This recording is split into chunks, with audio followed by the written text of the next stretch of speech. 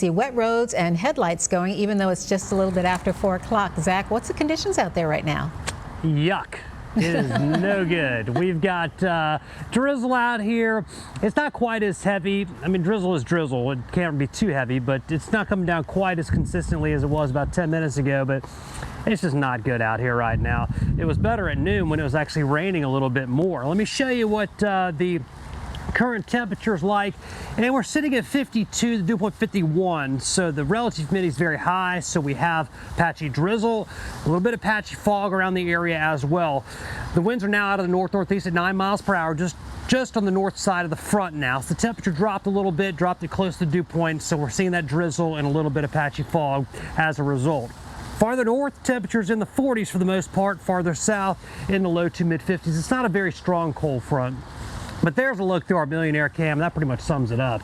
All right, so let's look at something a little bit more uplifting, and that is the fact that our last sub 6 p.m. sunset was yesterday, set at 5:59. Today it sets at 6, and it will not set again before 6 until November the 1st.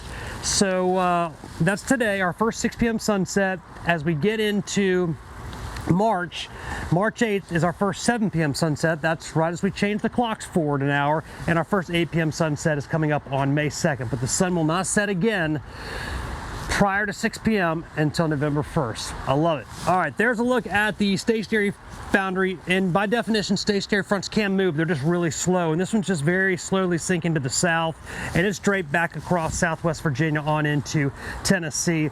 Temperatures are pretty normal for this time of the year. 20s up north, 30s, 40s, 50s, kind of what you'd expect. A bit warm though out in Little Rock, 76 degrees. We're going to get some of that, not that air mass per se, but later on as we get into March, looks like we're going to hit a stretch of very warm weather beginning late next week.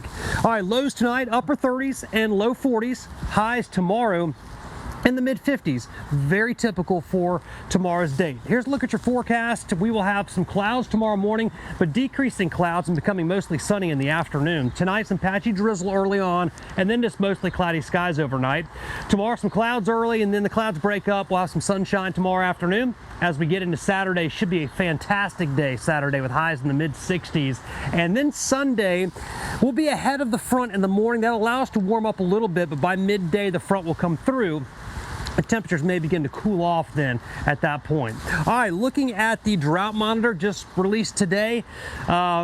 Kind of funny that this area right here, Amelia County, Chesterfield County, Nottoway, and Dinwiddie, at least that area there, no drought conditions at all, not even considered very dry, but everybody else either moderate or severe drought conditions or very dry conditions.